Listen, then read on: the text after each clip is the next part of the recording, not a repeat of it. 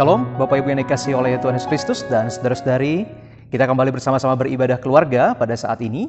Dan kita bersama-sama nanti akan membaca dari kitab Esra pasal 8 ayat 21 sampai ayat yang ke-23.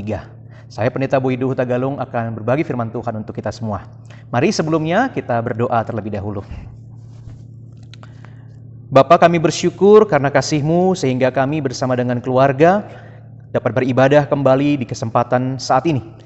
Kami akan merenungkan kebenaran firman-Mu, kami ingin mengerti kehendak-Mu, dan kami ingin menghayati kasih Kristus dalam kehidupan kami. Biarlah Tuhan, lewat firman-Mu ini kami pun semakin berbuah, semakin dimenangkan di dalam kebenaran, hidup kami berjalan di dalam karya kasih Tuhan. Berbicaralah ya Tuhan untuk kami semua, karena kami sedia untuk mendengarkan-Mu. Dalam nama Tuhan kami Yesus Kristus, kami membaca dan merenungkan firman Tuhan. Amin. Kitab Esra pasal 8 ayat 21 sampai 23. Esra pasal 8 ayat 21 sampai 23. Saya akan membacakan untuk kita semua. Demikianlah firman Tuhan. Kemudian di sana di tepi sungai Ahawa itu, aku memaklumkan puasa supaya kami merendahkan diri di hadapan Allah kami dan memohon kepadanya jalan yang aman bagi kami, bagi anak-anak kami dan segala harta benda kami. Karena aku malu meminta tentara dan orang-orang berkuda kepada raja untuk mengawal kami terhadap musuh di jalan. Sebab kami telah berkata kepada raja demikian, tangan Allah akan melindungi semua orang yang mencari Dia demi keselamatan mereka, tetapi kuasa murkanya menimpa semua orang yang meninggalkan Dia. Jadi berpuasalah kami dan memohonkan hal itu kepada Allah, dan Allah mengabulkan permohonan kami. Demikianlah pembacaan Alkitab. Berbahagialah kita membaca dan merenungkan firman Tuhan. Hosiana. Bapak Ibu yang dikasihi, serta juga saudara-saudari, adik-adik yang dikasihi oleh Tuhan, banyak orang yang kurang paham apa ya bedanya antara masa Prapaskah dengan masa-masa lainnya. Apa signifikansinya kalau kita dikatakan masuk dalam masa-masa Prapaskah. Nah, saudara-saudara yang dikasihi oleh Tuhan, banyak orang yang berpikir, oh ya udah kalau nanti yang namanya pergantian kalender liturgi itu ya ditandai dengan pergantian warna stola, pergantian dengan simbolnya, atau juga ya pergantian warna kain mimbar misalnya seperti itu. Apakah cuma itu saja? Mungkin juga ada orang berpikir, oh yang namanya Prapaskah itu ya mungkin karena khotbahnya banyak berhubungan dengan penderitaan, perjuangan Kristus. Apakah cuma itu saja? Bapak Ibu Saudara dan adik-adik yang dikasihi oleh Tuhan, ada hal lain yang berbeda setiap kali kita menghayati sebenarnya Prapaskah. Perbedaan itu sebenarnya salah satunya adalah selama masa Prapaskah adalah masa-masa di mana kita diberi kesempatan untuk melakukan disiplin spiritualitas untuk menghayati masa-masa ini. Salah satu bentuknya adalah dengan berpuasa. Dalam tradisi gereja, berpuasa adalah bagian dari iman Kristen. Dan di dalamnya, khususnya di masa Prapaskah, biasanya orang Kristen berpuasa setiap hari Rabu Abu, yaitu hari Rabu pertama yang mengawali masa Prapaskah, dan juga setiap Jumat. Kenapa setiap Jumat? Karena menghayati Jumat Agung. Jumat di mana Tuhan Yesus menderita di atas kayu salib dan wafat di sana. Jadi itu adalah khas setiap Rabu Abu dan setiap Jumat di setiap atau sepanjang Prapaskah orang Kristen berpuasa. Bapak Ibu yang dikasihi oleh Tuhan, kita tak asing lagi dengan kata puasa. Puasa adalah salah satu bentuk ibadah selain berdoa, bernyanyi memuji Tuhan, berderma atau bahasa lainnya sedekah, retreat. Jadi ada berbagai jenis ibadah. Dan puasa itu adalah salah satu model ibadah Kristen. Kekasan dari puasa itu adalah karena pada saat orang berpuasa, orang secara sukarela menghilangkan kesenangan tubuhnya. Orang secara sukarela menahan dirinya dari dorongan normal tubuhnya. Dia merendahkan jiwa raganya demi mengutamakan suatu kegiatan rohani. Dan biasanya salah satu contoh yang paling umum dalam hal menahan diri atau menahan dorongan diri selama masa-masa puasa adalah menahan dorongan makan dan dorongan untuk minum. Atau puasa makan, puasa minum. Bapak Ibu yang dikasihi oleh Tuhan, jadi bukan hanya agama Islam saja yang memiliki tradisi ibadah puasa. Kekristenan, bahkan sebelumnya lagi agama Yahudi, orang Israel, telah lebih dahulu juga melakukan puasa. Tapi memang ada sejumlah perbedaan-perbedaan pemahaman dan juga praktik di dalamnya. Ada perbedaan dalam penerapan, misalnya katakanlah kalau dalam agama Islam, puasa itu adalah sebuah kewajiban, harus di dalam kehidupan beragama. Dan Sudah ditentukan caranya seperti apa dan kapan masanya itu ditentukan sedemikian rupa. Tapi dalam agama Yahudi ataupun agama Kristen, hal itu agak berbeda. Sebab puasa dalam pemahaman kita bukan sebuah kewajiban, bukan sebuah keharusan yang saklek. Karena dia adalah panggilan untuk membaktikan hidup beriman. Puasa di dalam kekristenan itu tidak memiliki teknis yang baku yang harus begini, harus begitu. Dia tidak memiliki keharusan bentuk-bentuk. Ada beragam cara orang berpuasa. Waktunya juga tidak ditentukan harus pada masa ini. Memang pada umumnya puasa dilakukan pada masa-masa Prapaskah. Tapi ada kesempatan-kesempatan lain yang orang bisa berpuasa. Kapanpun bahkan orang Kristen boleh berpuasa. Ketika dia memiliki panggilan atau kerinduan untuk itu. Di dalam kekristenan juga konteks dan tujuan berpuasa, sebagaimana yang kita pelajari dari Alkitab juga berbeda-beda. Ada puasa yang dilakukan untuk sebagai wujud menyesali dosa. Ada wujud puasa sebagai wujud kedukaan. Ada puasa sebagai wujud memohon perlindungan kepada Tuhan atau meminta sesuatu kepada Tuhan. Jadi konteks berpuasa di Alkitab itu ada banyak ragamnya. Bisa kita temukan di banyak bagian di Alkitab. Saudara-saudara yang dikasihi oleh Tuhan, hari ini kita mau bicara soal puasa. Itu yang kita baca pada hari ini dalam bacaan Alkitab. Yaitu Ezra mengajak umat Israel untuk berpuasa. Pertanyaannya, mengapa Ezra mengajak umat Israel untuk berpuasa? Jawabannya, yang menjadi motivasi puasa dari Ezra adalah karena umat Israel pada saat itu memiliki suatu pergumulan yang cukup berat. Ada pergumulan yang mereka alami, yang mereka sadari bahwa saya sangat memerlukan bantuan Tuhan. Saya sangat memerlukan campur tangan Tuhan. Ini terlalu berat untuk saya hadapi sendiri. Sehingga mereka melakukan puasa sebagai bentuk merendahkan diri di hadapan Tuhan. Dan sebagai bentuk memohon dari Tuhan. Memangnya apa sih pergumulannya? Ini yang akan kita periksa dalam bacaan kita pada hari ini. Yang pertama, saudara-saudara, dalam bacaan kita, kalau kita tadi memperhatikan bahwa bangsa Israel sedang dalam persiapan untuk pulang dari Babel menuju ke Yerusalem. Perjalanan itu Bapak Ibu yang dikasihi oleh Tuhan sangat jauh. Babel itu Irak kalau sekarang ya, kalau Yerusalem ya di Israel begitu ya, atau di Palestina. Nah, perjalanan itu memerlukan pada saat itu perlu waktu yang sangat lama. Mereka menggunakan unta, tapi juga ya harus berjalan kaki karena mereka harus melewati padang gurun pada saat itu. Dan perjalanannya, kalau dapat kita lihat di pasal 7 ayat 9, 4 bulan perjalanan yang harus mereka tempuh di padang gurun. Itu perjalanan yang tidak mudah. Ini bukan jalan-jalan, misalnya kita jalan-jalan ke pantai. Ini jalan yang berat yang akan mereka tempuh. Yang kedua, Bapak Ibu yang dikasihi oleh Tuhan, pergumulan ini menjadi semakin berat karena apa? Karena di perjalanan itu, zaman dulu itu, perjalanan itu sangat beresiko. Bisa terjadi di tengah jalan mereka akan berhadapan dengan penyamun atau perampok. Mereka bisa jadi barang-barangnya diambil, tapi bisa juga nyawa mereka yang akan diambil. Padahal mereka bawa anak-anak, mereka ada bawa lansia, mereka ada bawa benda-benda yang sangat banyak yang merupakan persembahan dari Raja Artasasta dan juga umat Persia pada saat itu untuk mendukung pembangunan rumah Tuhan di Yerusalem.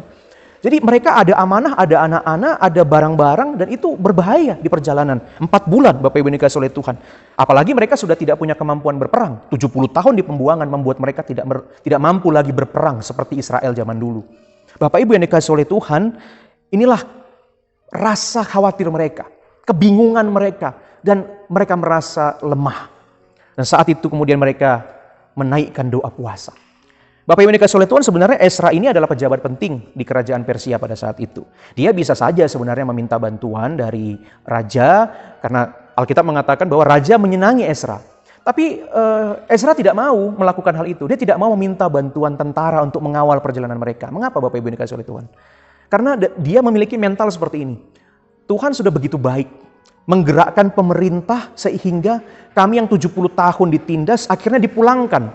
Bukan hanya kami dipulangkan, tetapi kami juga difasilitasi dengan emas, difasilitasi dengan perak dan berbagai benda lainnya untuk kami bawa pulang dan diperintahkan gunakan itu untuk membangun rumah Tuhan. Ini banyak sekali pemberian dari Tuhan lewat pemerintah pada saat itu. Tapi Ezra punya mental, nggak boleh dong semuanya itu minta-minta. Nggak boleh dong kita itu tergantung terus pada orang lain. Kalau saya meminta terus kepada pemerintah, artinya saya terus-terus mengandalkan manusia. Jangan-jangan nanti saya hanya mengandalkan orang, tapi tidak lagi mengandalkan Tuhan. Karena itu dia berkomitmen, sudah begitu banyak kebaikan, harus ada peran kami, harus ada iman kami kepada Tuhan.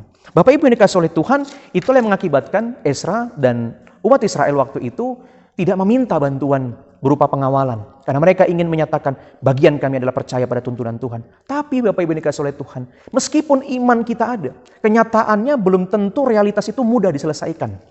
Tantangannya begitu berat. Kenyataannya belum tentu hanya dengan beriman lalu masalah selesai. Nggak bisa begitu juga. Karena itu di dalam kekhawatiran, di dalam ketakutan itu, mereka berpuasa. Mereka sadar bahwa mereka sangat membutuhkan campur tangan Tuhan dalam kehidupan mereka.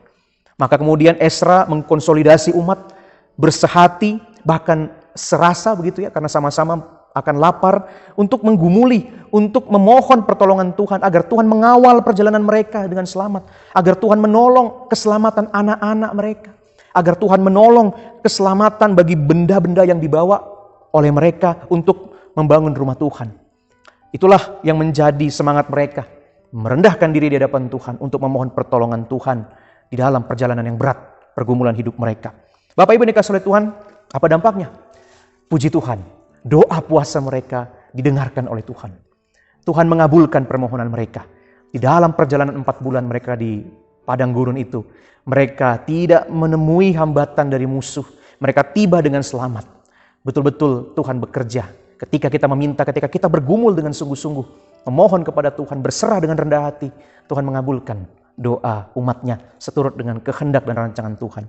Bapak Ibu yang dikasihi oleh Tuhan, melalui firman Tuhan hari ini kita belajar bahwa puasa adalah salah satu bentuk warisan iman gereja. Dari Ezra kita belajar bahwa ketika kita atau keluarga kita punya pergumulan, maka kita bisa melakukan doa puasa. Doa puasa dilakukan sebagai wujud kerendahan hati kita. Doa puasa kita lakukan sebagai keberserahan kita kepada Tuhan. Bukan memaksa Tuhan, tapi kita berserah. Dan puasa menjadi kesempatan juga di dalam kepasrahan kita memohon kepada Tuhan. Jikalau Tuhan berkenan, biarlah Tuhan kabulkan doa dan harapan kami. Bapak Ibu yang dikasihi oleh Tuhan, saudara-saudari, adik-adik, mungkin saat ini ada rencana besar dalam kehidupan keluarga kita. Ada yang sedang kita rencanakan, dan rencana ini cukup sulit tantangannya.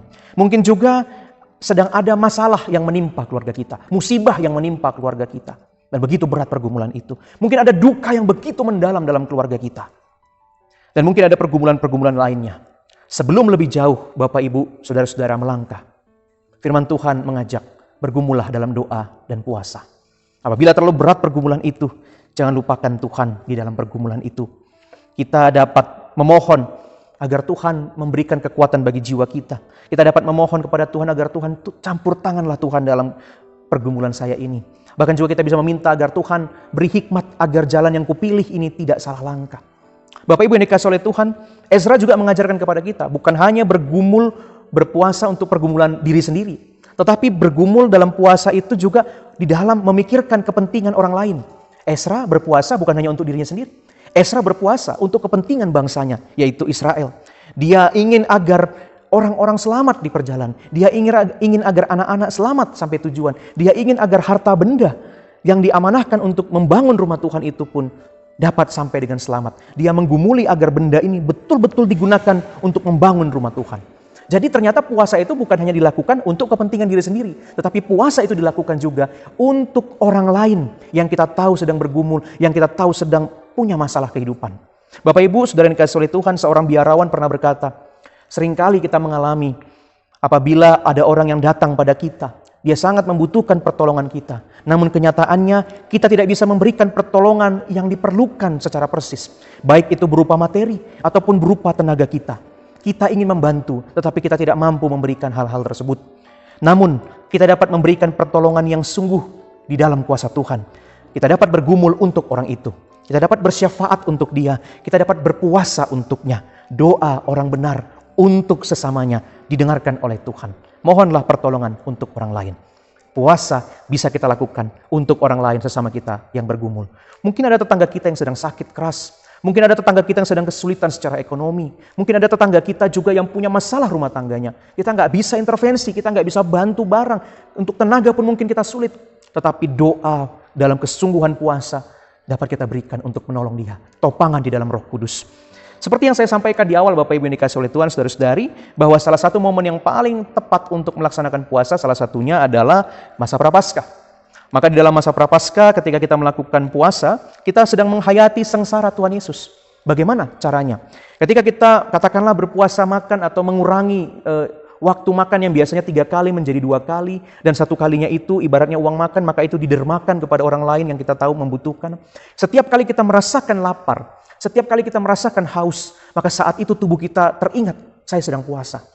Saya sedang menghayati derita Kristus. Ternyata menderita, ternyata sakit. Dan setiap kali perih itu muncul, haus itu muncul, maka di situ kita mengingat Tuhan. Dan kita terlibat di dalam sedikit penderitaan Kristus. Hanya sedikit saja. Dan saat itu kita sadar bahwa ternyata kalau Tuhan tidak memberkati aku dengan makanan, kalau Tuhan tidak memberikan aku minuman, kalau Tuhan tidak memberikan aku berkat, maka mungkin aku akan mati.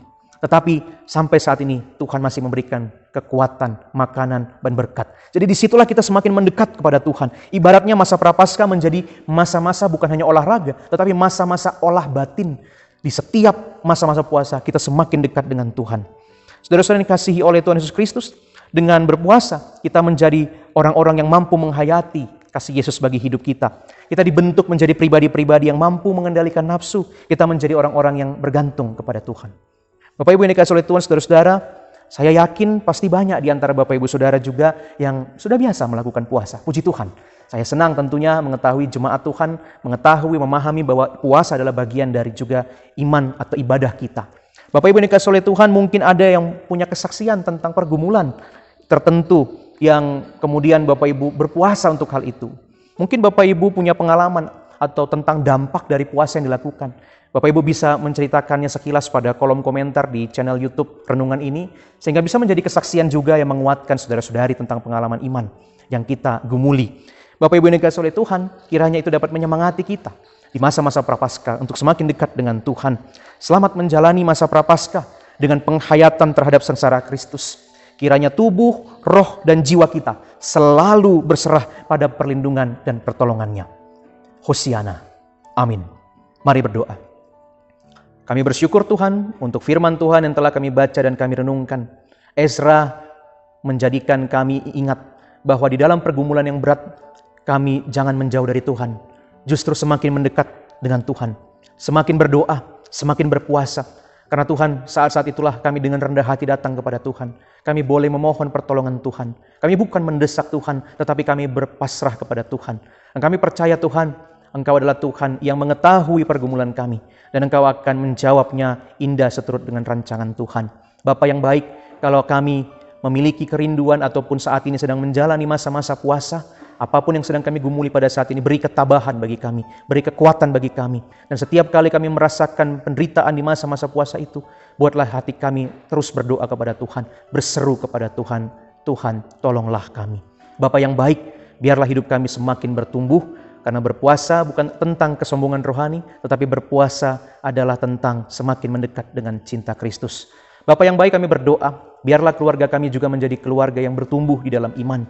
Biarlah keluarga kami menjadi keluarga yang penuh kasih terhadap sesama, yang rendah hati. Dan bolehlah juga kami bersama dengan keluarga di dalam masa prapaskah menghayati dengan berpuasa bersama. Apa yang digumuli oleh keluarga kami, Tuhan tolong, Tuhan topang, Tuhan beri hikmat, Tuhan berikan kemampuan dan ketabahan. Kami percaya bersama dengan Tuhan, ada jalan keluar, ada jawaban indah daripada Tuhan. Kami berdoa biarlah berkat-berkat Tuhan mencukupkan kehidupan rumah tangga, kehidupan pekerjaan. Berkat-berkat Tuhan juga mendatangkan damai sejahtera di tengah-tengah kehidupan pribadi ataupun keluarga. Tuhan memberkati gerejamu, GPIB, Immanuel Batam, sertai selalu di dalam pelayanan persekutuan dan kesaksiannya, sehingga mendatangkan damai sejahtera di dalam berbagai bentuk panggilan pengutusannya. Kami berdoa untuk dunia yang masih bergumul dalam pandemi COVID ini. Tuhan segera dan juga memulihkannya dengan kuasa Tuhan, dengan ilmu pengetahuan yang Tuhan izinkan. Biarlah Tuhan masa pandemi ini boleh kami lalui dengan terus percaya pada penyertaan Tuhan. Di dalam ketaatan kami pada protokol kesehatan dan di dalam sikap saling melindungi terhadap sesama kami. Ajar kami Tuhan untuk saling menjaga, saling mengasihi satu sama lain. Terima kasih Bapa yang baik. Inilah doa kami, inilah keluarga kami, inilah hidup kami.